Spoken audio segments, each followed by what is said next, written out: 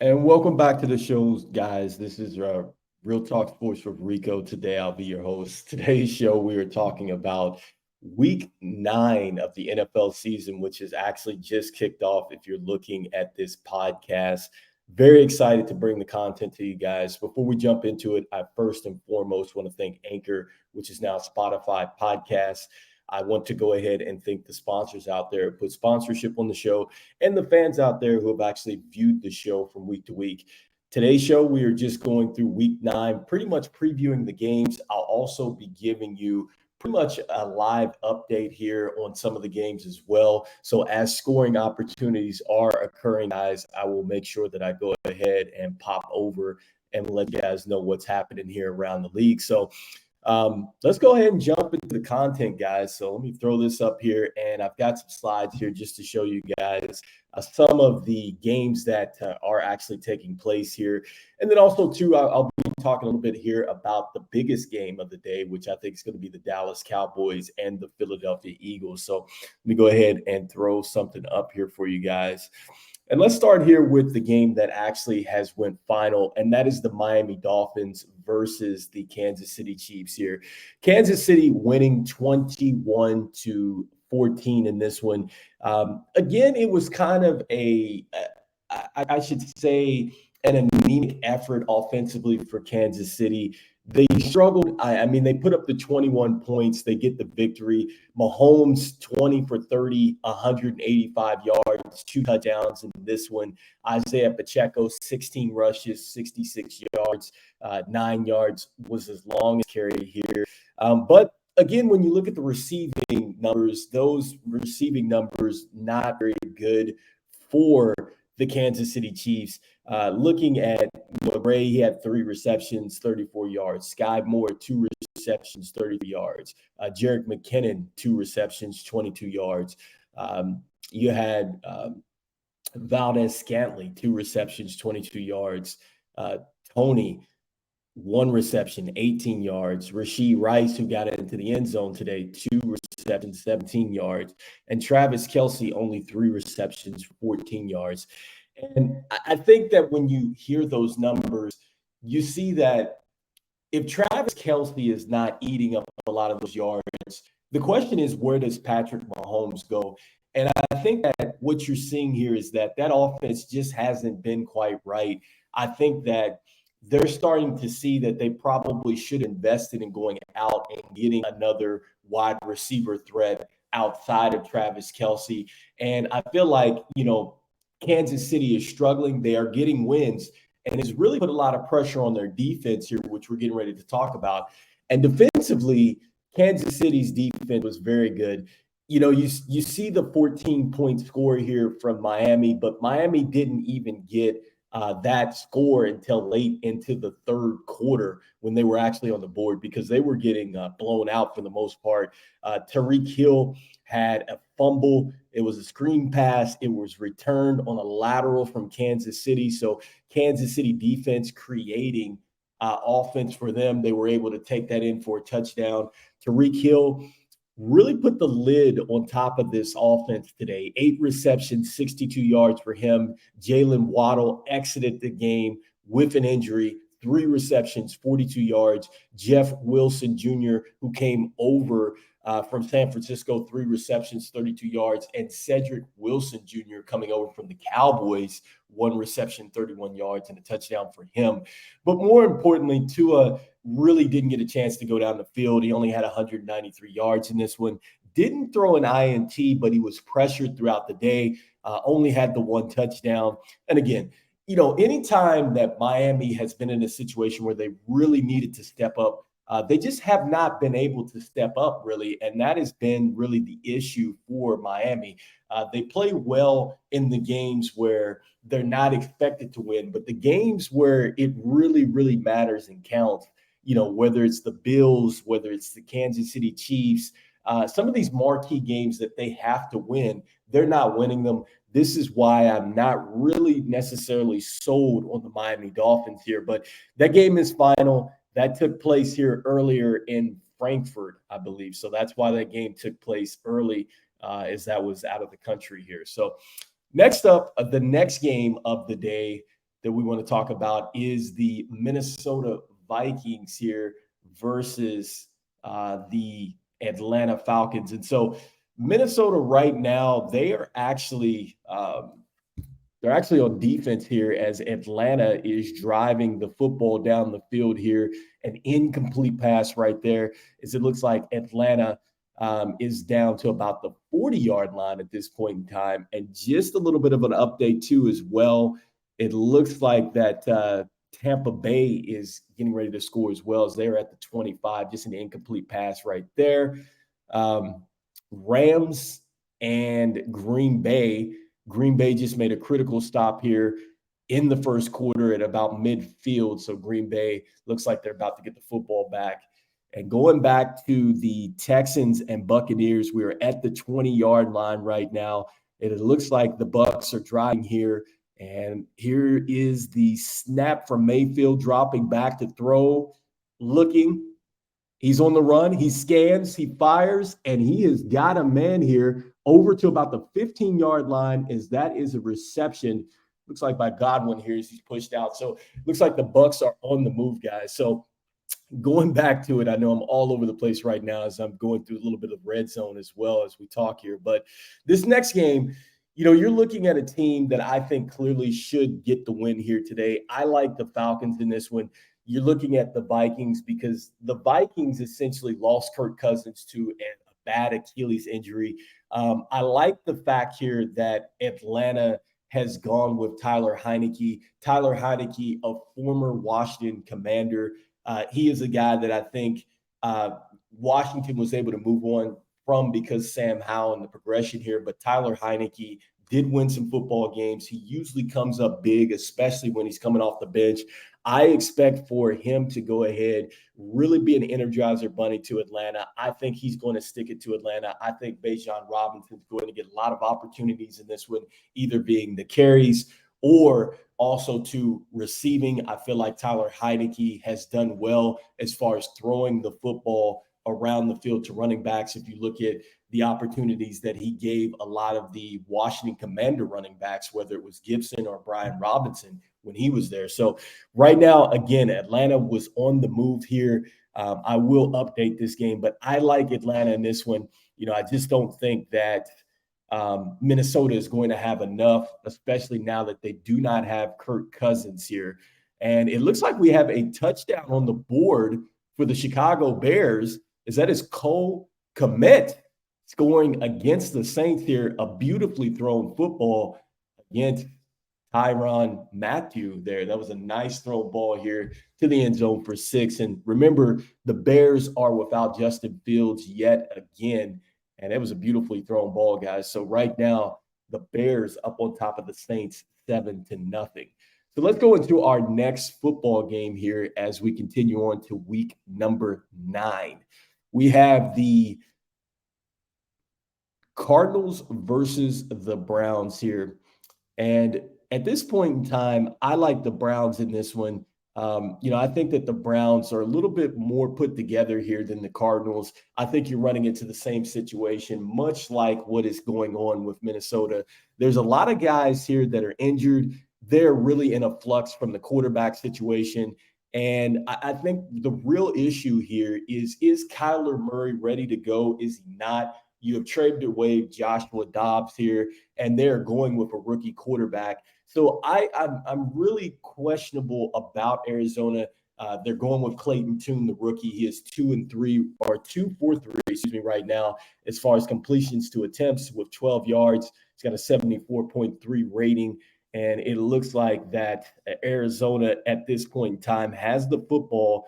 And it looks like they actually punted the football to Cleveland. So they've given up the ball to Cleveland, and Cleveland is on the drive right now. So Deshaun Watson is in the game. He's 1 of 1 right now. Jerome Ford is back there running the football. He has had a good start to the year ever since Nick Chubb has gone down. And they talked about him in the preseason as well. I like the Browns for a lot of different reasons. Defensively, I think that you're looking at a tougher defense for Cleveland. I think that they're going to be able to bottle up a lot of the playmakers that Arizona does not have. And I expect for Deshaun Watson and company to really find some holes into the secondary. As I think, again, Arizona is in a complete rebuild. As we get ready to go here into our next game, let me give you guys a little bit of an update as the New England Patriots are on the drive against the Commanders. They're at the 40-yard line. Here's Mac Jones with the snap from the shotgun, stepping up in the pocket, throwing deep, had a man right there, and just missed him. As that has been the story for Mac Jones, as that was a third down here. Looks like he was going down the field. He had a man into that secondary. And I actually have picked New England to win this football game because I think that Mac Jones is going to have a lot of opportunities in this one. I think when you look at Washington's secondary, they're deeply depleted and really need some help here. And it's a shame that he just missed a deep ball there. But clearly, I think that New England should have got a score here. But that's just to give you a little bit of a red zone update. Let's move on to our next game here as we move away from the Cleveland Browns and Arizona Cardinals. Next up, you have the Los Angeles Rams and the Green Bay Packers here. I like Green Bay in this one. I know a lot of people are picking the Rams. I don't like the fact that you do not have Matthew Stafford in this one. I don't think that Ripken is going to be able to make the plays down the field. And when you look at the wide receiver standpoint, yes, they have Cooper Kupp. Yes, they have Njoku, but they have not been able to go down the field. And when you look at Cooper Kupp, really since his debut, he's actually digressed, right? He's not catching as many footballs. The coverages have really slid over to him a lot. They're not being able to stretch the field now that Matthew Stafford is out. The running back play has diminished as well since they've had some running back injury, and they're down to Darrell Henderson Jr., who struggled last week. So I don't think that Brett Ripken is going to be able to make enough plays today to keep the Rams afloat. I think Jordan Love gets some confidence and gets on track here. And looking at the numbers, Brett Ripken right now, he's 1 of 2 for 10 yards. Darrell Henderson Jr., 3 rushes for 14 yards. Jordan Love right now, he's got 3 completions, 3 of 4, actually, 20 yards, 85.4 quarterback rating. Looks like he's going to be able to drive the football down the field at will today. I expect for Green Bay to really put up some points today. I like him here at home. Next up, let's move into our next game here. I believe Tampa Bay actually just kicked the field goal. Washington and New England. Just talked about this one. I like New England in this one. I think that New England's going to have a lot of chances to make some plays in this one because Washington pretty much was the cleaning house at the trade deadline. I mean, they let Martez Sweat go. They let Chase go as well on the defensive end. So, they let Chase Young go. So, I mean, it's just so many things that Washington is doing that pretty much shows you that they're cleaning house. And a lot of that was defensively. They lost a lot of their defensive pressure up front, which I think has been really the issue for New England. So the fact that Washington's not going to be able to generate that kind of pass rush here, I think that Mac Jones is going to have quite a day. And I really think that in my opinion, at the running back standpoint, I expect for Ramondre Stevenson and Ezekiel Elliott to have a great day. Ezekiel Elliott has historically had a great day against Washington dating back to his Dallas days. So I expect him to be able to pound that front. And then Ramondre Stevenson, I think, is going to have a bunch of opportunities. Washington's linebackers are not really that great. They've given up some big plays as well. That's one of the places that Ramondre Stevenson really lives from a wide receiver standpoint. When you look at the numbers, he's already got 1 reception for 13 yards on 2 targets. So Mac Jones would be well in going there. And then I think eventually that's just going to open up the run for them. Hunter Henry, tight ends have been very successful against Washington as well. That has been a hole. And so I expect for New England to take care of business. Now, on the other side of this thing, there is an opportunity for Washington to win this thing. Sam Howell has shown that he can be a quarterback in this league, throwing for about 300 yards last week against the Philadelphia Eagles. I'm not sure what Eric Bieniemy has to do to bottle that up every week for the Washington offense, but it really hasn't been the issue as far as moving the football. The real issue is keeping Sam Howell up and on his feet. They've given up some of the most sacks here. As just to give you an alert here, Tank Dell just caught a beautiful slant from CJ Stroud, or excuse me, that's Nicole Collins. I'm sorry, I thought it was Tank Dell. Nicole Collins, a beautiful slant from CJ Stroud to now put the Texans up on top of the Bucks. It looks like they're getting ready to kick the PAT to make this 7-3. But man, the people who actually picked CJ Stroud over Bryce Young, what a pick, as it looks like, CJ Stroud might have got rolled up on too as well, guys. Looks like he took a tough hit to the knee. I'll keep you posted and let you know if he is still able to stay in the game. But right now, a beautifully thrown ball. The Texans are up 7-3. But going back to the last point with Washington, they haven't been able to keep him upright. Terry McLaurin has been able to make some plays. Right now, he has 2 receptions for 4 yards. Jamison Crowder coming back to Washington, 1 reception for 7 yards. De'Ami Brown, a guy that played with Sam Howell, has a 19-yard reception in this one. But, yeah, I like New England for a lot of different reasons in this one. Next up here, guys, let's take a look at another game, and that's going to be the Chicago Bears and the Saints. I just told you about Cole Kmet getting the touchdown here in this one.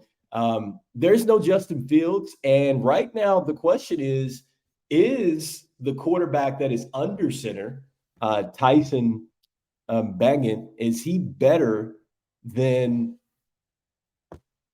Justin Fields? Because he's played a lot better. Has Tyson. He's 3 of 4.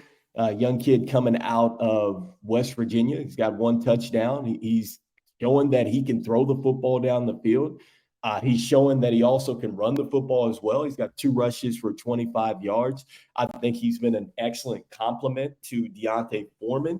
And he's getting the ball to some of their playmakers here. DJ Moore has a 16-yard reception. Cole Kmet, 18-yard reception. Remember, there was a lot of buzz about this kid coming into that Chargers game before they laid an egg, but he's looking pretty good right now. I like the Bears' chances here against an anemic offense with the Saints. Right now, Derek Carr, 2 of 3. Jamal Williams, 1 rush, 1 yard here. And you got Chris Olave, who's got 1 reception for 14 yards. But the Bears have a real chance to get a W here. I think with another W or 2, I think that they're really questioning what are they going to do with Justin Fields here. There's a lot of questions. Do they ship him off? Do they go for a Caleb Williams? Maybe there's not a necessity to go get a Caleb Williams if you feel like you found your quarterback of the future here. So right now, the Bears up on top of the Saints 7-0. Next up, you have the Seattle Seahawks versus the Baltimore Ravens. Seattle comes in with one of the toughest defenses in the league here against the Ravens, who historically want to run the football. Gus Edwards coming off his first 3-touchdown game here. And quickly, as we go to red zone, we have Washington that is sustaining the drive. They're getting ready to kick a field goal against the New England Patriots here. Let's see if it goes in. It was a big stop by New England to stop the momentum of Washington. The kick is up, and the kick is good. So it looks like Washington has broke the ice in this one, driving down the field, getting a 3-0 lead against New England at Foxborough. We'll keep you posted here.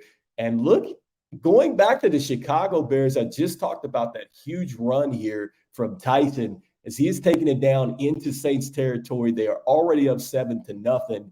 Bears offense looking really good against a Saints defense that's good. Really, the issue with them is just offensively. So the Bears looking good if you're a Bears fan. Right now, Baltimore has the ball at its 1. Here's Lamar Jackson going down the field, and he is out of his end zone right now, but Seattle is playing some very good defense, which I'm going back to that point. So Gus Edwards coming off a 3-touchdown effort last week. The question is, could Gus Edwards do that against a top 9 rushing attack or rushing defense? And I think that that's where Baltimore is going to struggle. And I think as Baltimore struggles running the football, their issues really travel into the rest of the offense. Right now, Mark Andrews, which is their best wide receiver playmaker, on the field outside of Lamar Jackson. He's got one reception for 13 yards in this one. You have Rashad Bateman, one reception, 9 yards. Odell Beckham has a target, but doesn't have a catch here. Kind of been disappointed with that signing. I thought that Odell Beckham would be a little bit more of a factor into the passing game, but it really hasn't opened up Lamar Jackson. Lamar Jackson actually has -2 yards in this one, and he's 2 of 4 for 22 yards. Geno Smith on the other side of this thing, 1 for 3, 18 yards. You have Kenneth Walker, the third, 4 rushes, 9 yards in this one. And Tyler Lockett, 1 reception, 18 yards. So I actually like Seattle in this one. I like Seattle to come in here on the road and steal this one for Baltimore. I think I did pick Seattle. I think that their defense is going to take away the running game. I think it's going to make it tough for Baltimore to go down the field. And you have to keep in mind that Seattle secondary is really not a slouch either. They're pretty good as well. I know they're not like Legion of Boom status, but they do get after you. The defensive coordinator has been able to go out there and play a lot of man coverage out there. And generally last year, I think Seattle was leading the league in turnovers at one point in time. So, Seattle for sure, I like them in this game. I think that they are going to take some opportunities. They might even turn Baltimore over, but more importantly, they're going to take away the ground game. Next up, the Buccaneers and Texans. I just told you about C.J. Stroud looking real nice. Doesn't look like a rookie quarterback. And honestly speaking, depending on what Will Levis does here on Thursday Night Football, these two might be the two steals in the draft, along with the Chicago Bears quarterback, as well. As it has been a huge play. Just to update you on that game, it looks like Baker Mayfield has got a huge play, just ripped off a nice pass, and it looks like now they are down to the Texans 40. So the Bucs are actually driving in this football game as we speak. So both quarterbacks have been able to go up and down the field. And just to update you as well in the red zone, a huge interception in that Saints-Chicago Bears game. As the Bears were driving down the field, it looks like the Saints have got a huge interception here, returned it back to about the 48 of Chicago. So that is a tough momentum swing. And again, back to the Bucs game. The Bucs are driving. Mike Evans just made a beautiful catch here. The Bucs are going down the field. So a lot has been made about Baker Mayfield, and really, is this his last stop? I think this is definitely his time to really salvage his career. He has shown us that he can still quarterback in this thing, what you call the National Football League. Right now, he's 4 of 5 in this one, 68 yards. Rashid White, Keyshawn Vaughn, both running backs really is where they have struggled. The Buccaneers offense, that is, as far as really finding a running attack, they haven't really found that since Leonard Fournette was there, who is now with the Buffalo Bills. But he is actually Rashid White himself here, 2 receptions, 34 yards. So he's getting some targets, and Baker Mayfield has been able to find them. Thus, they've been able to make it downfield here. So I like the fact that Baker Mayfield is able to find others other than Mike Evans or Chris Godwin. Can't get that out.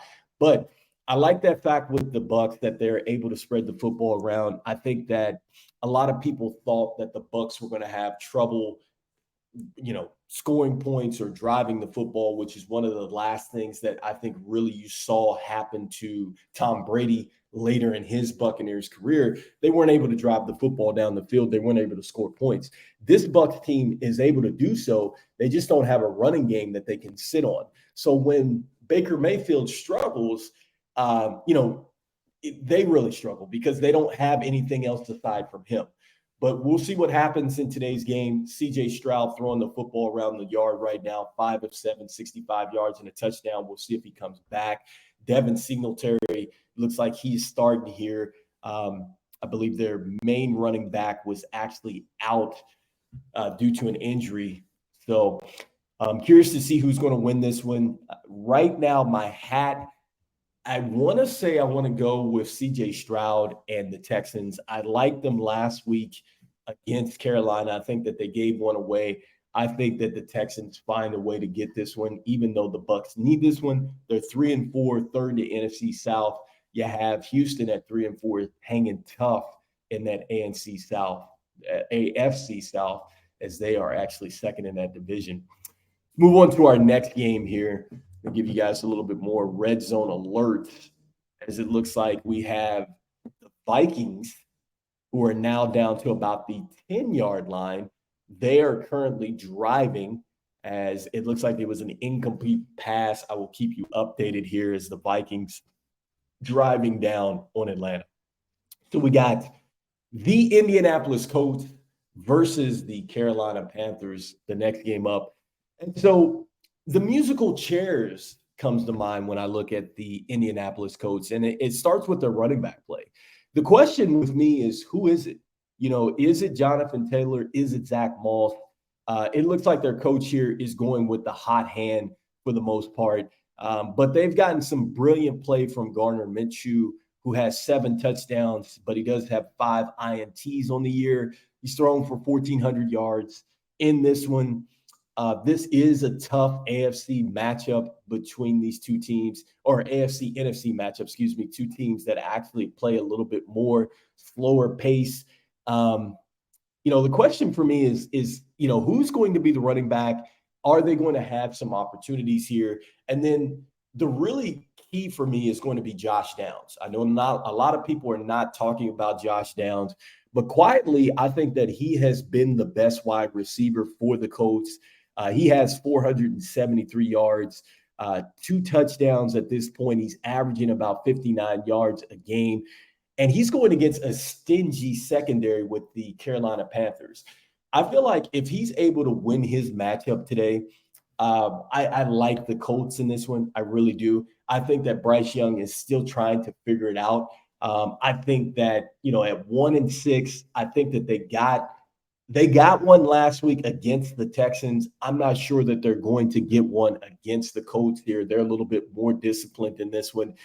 Even though the Colts are 3-5, I expect them to get to 4-5 today. I don't think that Carolina is going to be able to pull off the upset at home. As we move forward here to our next game up, we have the New York Giants versus the Las Vegas Raiders. And it looks like the Las Vegas Raiders, if you've been paying attention here, have actually cleaned house in this one. They got rid of their GM. They got rid of Josh McDaniels as well. And neither team is good, okay, because New York, really, they've laid an egg. It looks like Daniel Jones is coming back today. I'm not sure if that's going to necessarily open them up. I've talked about this extensively on the show before. They don't have any wide receiver help outside of Saquon Barkley. And when you looked at last week's game against the Jets, it basically looked like they were playing backyard football against the Jets. And so the offense is terrible. The defense is vastly underperformed this year. Daniel Jones has already thrown more interceptions this year than he did last year. I think that is a situation where he got the money, and now this is what you get. I wouldn't have gave him the bag, man. So, and then with the Raiders, I mean, it's terrible over there. Where do you want to start? I mean, it looks like players, coaches pretty much ripped Josh McDaniels. And this is why I have a real issue with Eric Bieniemy not being a head coach. Look, Josh McDaniels failed in Denver, okay? He failed in Las Vegas. He is just a coordinator.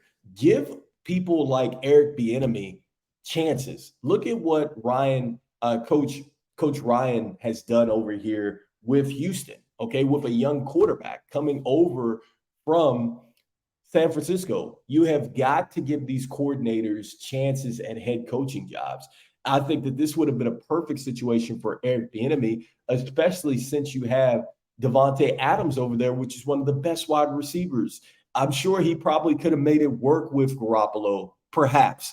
I think that Garoppolo was a situation where they had to fire the GM because they went after Garoppolo when they probably could have went out and drafted somebody or got a better free agent quarterback and not given up so much draft capital. So, this is a situation where it is just a mess in Las Vegas. I think that they're pretty much going to pack it in today. I think that the Giants are going to win this game by default. This is probably going to be the most ugliest game of the day.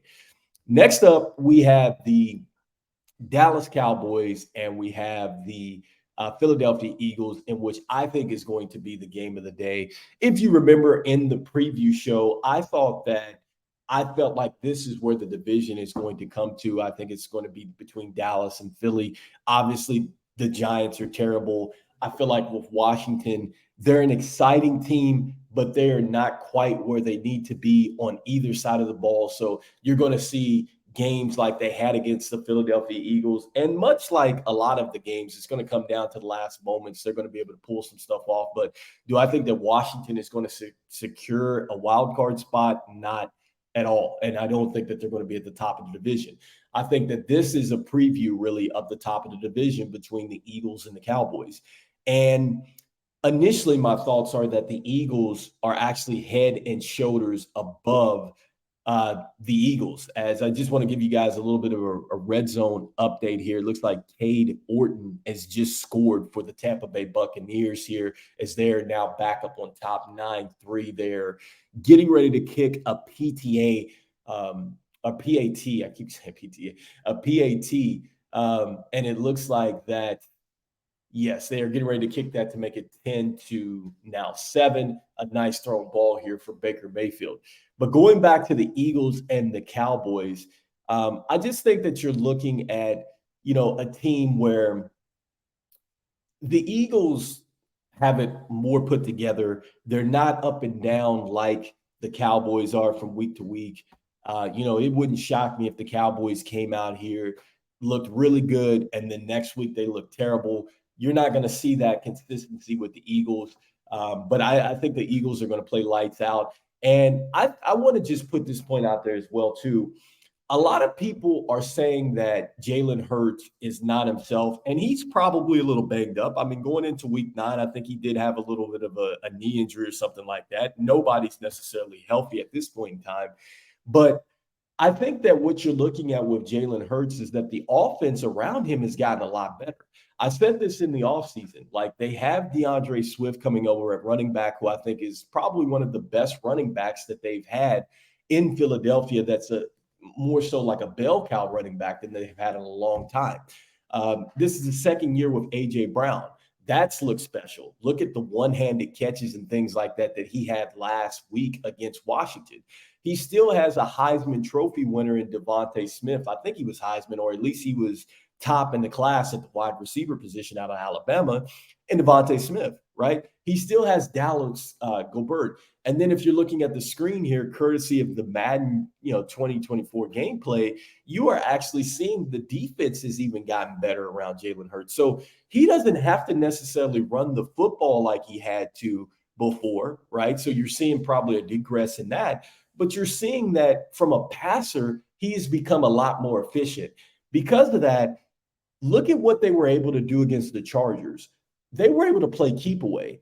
The Eagles are that good that where they can score a whole bunch of points or they can play keep away. This is what makes the Eagles dangerous, man, because they can actually beat you in a lot of different ways. And I'm going to say right now, the Eagles, if they're able to get out of the East and they're able to play Kansas City or any other team in the AFC, I think that they're going to win the Super Bowl. I really do, because what they've shown me is that they can beat you in all three phases of football. Defensively, they don't have a hole on the defensive end. Yes, I know the secondary is maybe not as good as it was before, but if you listen to a lot of experts, they'll tell you that if you have a really good defensive front and linebackers, which the Eagles do, they're able to create a lot of pressure and they're able to cover up a lot of receivers on those intermediate routes. And because of that, they actually help out the cornerback play. Because now that they're getting pressures and they're able to stick with their man just enough off that initial press coverage, that's going to allow their secondary to be in some situations where they're either A, going to get a lot of pass deflections, or B, they're going to be able to turn the football over. So expect for that to really take shape for the Eagles going into the second half of the year, because as the football games, as the air gets taken out of the football, and you're not necessarily able to just go down the field as much as you were in the early season in the colder weather and stuff like that, I feel like this definitely favors the Eagles. And I definitely think that this is going to be the game of the day. I like the Eagles to win this football game. I think that the Eagles are ahead of Dallas. I think that this is going to be an up and down game. I expect for Dallas to give the Eagles everything that they can handle, even though it is on the road. But I think that this is going to be challenging for the Dallas Cowboys. I just don't think that Dallas Cowboys has enough balance, right? Because they went out there and they paid Tony Pollard a lot of money to be their bell cow back. And Tony Pollard has struggled. He's really struggled. And it's a different animal when you're running behind Ezekiel Elliott, and then the offense is really geared towards stopping Ezekiel Elliott, and you're able to kind of come in there and clean up and get yards that way. It really hasn't been the case for him. He's 423 yards in this year, 108 yards. He's only averaging 3.9 average and 2 touchdowns. And I'm also not necessarily sold on CeeDee Lamb. Yes, CeeDee Lamb has 633 yards through the 8 games thus far. He's got 3 touchdowns on 46 receptions, but he hasn't really shown that he is the clear-cut number one just yet. Because of that, I just think that Dallas has a lot of different question marks for them. Next up, man, let's go to the next game here, and that is going to be the Cincinnati Bengals versus the Buffalo Bills. And look, guys, I like the Bengals in this one. Okay. The Bengals were a team that I had picked to be in the divisional championship game. They're finally coming to form here. Joe Burrow has been absolutely lights out lately here. Here's a guy that when you look at what he was able to do, coming off his best game of the season, throwing for 283 yards and 3 touchdowns against a tough San Francisco 49ers defense. And he also got 43 yards on the ground, right? And so that was the question going into this thing, was like, okay, could he do this? Because his calf, right? Because I can tell you that calf injuries are something that don't necessarily go away here. Here's a Bills defense that has given up more than like 19 fantasy points a game between Mac Jones and Baker Mayfield. So I think that Burrow is going to make a lot of plays against the Bills. The Bills have had some injuries on their defense here, and I expect for Joe Burrow to be able to light them up. And they're really starting to kind of look a lot like what the Cincinnati Bengals look like when they made it all the way to the Super Bowl, which is scary. You have Jamar Chase starting to make plays out there, T. Higgins, Boyd out there making plays, Joe Mixon starting to run the football in timely situations. And so, it's been so up and down for the Bills too as well. Like, they've been super inconsistent. Because of that, I like the Bengals in this one to win this football game. I think it's going to be some points scored, but I definitely think that the Bengals are going to steal this one. Next up, the Chargers and the Jets. By default, I'm going with the Chargers. Okay. By default, I'm not really sold on the Chargers. I'm going to say that. But the Chargers offensively should be able to move the football a little bit more. And I just don't trust the Jets and that anemic offense. I think that they got lucky last week against the Giants. I just can't see the Jets really getting there, man, because they're actually reverting back to the 2000 Ravens, right? And I'm not sure that style of football is necessarily going to work. Not that it's defensively it's not going to work, but offensively now we're in a league where most teams are able to score so well that you have got to be able to score points, and they haven't been able to show that with Zach Wilson. Since he's taken over, they haven't really scored like that, even though it's been some games where he's had a better quarterback rating than like Patrick Mahomes or, some of these top quarterbacks. Who would have thought that he would have been able to do that? Like Josh Allen, he had a better quarterback rating than him on opening night. So the stars have been lining up for Zach Wilson when they needed to win the games. I'm not sure that that's going to happen here against Justin Herbert and these guys, especially if they have the football humming like they did last week. I'm not sure if there's necessarily going to be stopping a guy like Austin Eckler here. I know that they're down a couple wide receivers, but this is the time for the Chargers' Quentin Johnson to step up here. And also, too, I think Keenan Allen has a chance to really be special against that secondary. Somebody's going to draw Sauce Gardner, and then aside from Sauce Gardner, who's going to be able to stop Austin Eckler? Who would be able to stop a Quentin Johnson over the middle, a big wide receiver who played exceptionally well in college and was able to get big plays? So I like the Chargers in this one. I don't know if Breece Hall is going to be able to find enough running room, even though he's been playing fabulous. But as Breece Hall goes, so do the Jets go. It doesn't really fall on Zach Wilson. I think that he's going to struggle getting the football down the field, even though the Chargers are a depleted defense. I just don't think he's going to make enough plays. I like the Chargers in this one to win this one. And with that being said, guys, I think that for the most part is the games that we have on slate here for week 9. So just got to give you a little bit of a preview as we now go to some live updates and some scores around the league. Just letting you guys know that essentially the Green Bay Packers have actually scored on the Rams here. It's in the second quarter with 12:53 to go. Green Bay up 7-0 in that one. Looks like Atlanta here is 5-3 in that one, with Minnesota with the football right now. Remember, Tyler Heineke is playing in this one, jumping in there for Desmond Ridder, who hasn't been effective as a starter. Right now, Cleveland has kicked the field goal. It is 3-0 against Arizona. Arizona just got the football back at this point in time. Huge stack right now for Atlanta, and I believe that is where they got the safety. Excuse me. So I'm on a little bit of a delay, but yeah, there was a safety for Atlanta, making it 5-3. Washington up 10-0 right now against New England here. So I've actually picked New England to win this football game, surprisingly, but not surprisingly. I knew that both teams would be able to move the football, but Brian Robinson out of Alabama here has 5 rushes, 26 yards, and a touchdown here. So starting to get loose on the ground, a little surprising because Washington has really struggled running the football. Next up, we have a red zone attempt here for the Bears. It is 7-7.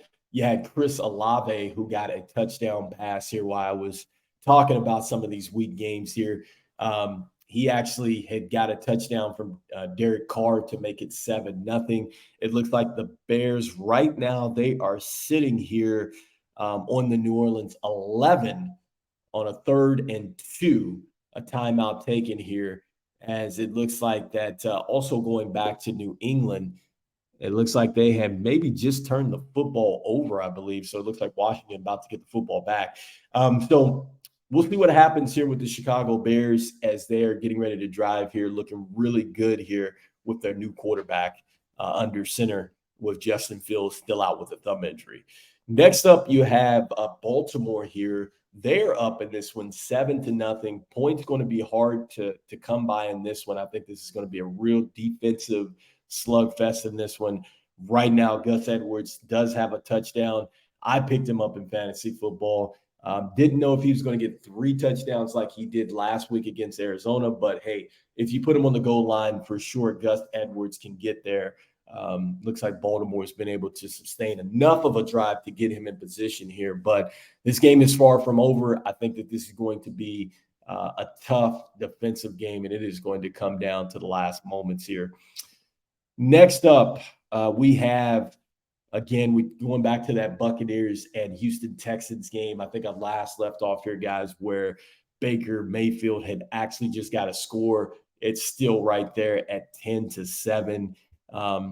Looks like CJ Stroud is still in this football game. Yeah, he still is. 5 completions, 9 yards. It was a tough hit after that touchdown. Looks like a defensive lineman had fallen on his knees, but Dalton Schultz, the former tight end for the Dallas Cowboys, 2 receptions, 30 yards. He's having a good one. I had mentioned Tank Dell, the fabulous rookie wide receiver, 1 reception for 15 yards. And Nico Collins is the one who caught the touchdown pass one reception for 14 yards. I expect a lot of points to be scored in this one. I think that Houston will get the upset victory. All right, guys. So with that being said, I think we're getting ready to go off air here. Just want to give you guys kind of a little bit of an update as we moved into some of these games here. So just want to go ahead and thank Anchor, which is now Spotify Podcasts, for housing the show. You can also catch us on Real Talk Sports with Rico at the YouTube channel as well. All those links are going to be in the show notes. Want to thank the fans out there who have listened to the show from week to week basis and help us drive content to the show. And then also to the sponsors out there, put sponsorship on the show, guys. Be checking for the next show, as I will be talking about the NBA, basically talking about the news, the trades, some of the standouts here going into the first couple weeks of the NBA season. So for myself, this is Real Talk Sports with Rico, guys. I hope you guys enjoy the games out here. Peace. Love you guys. And I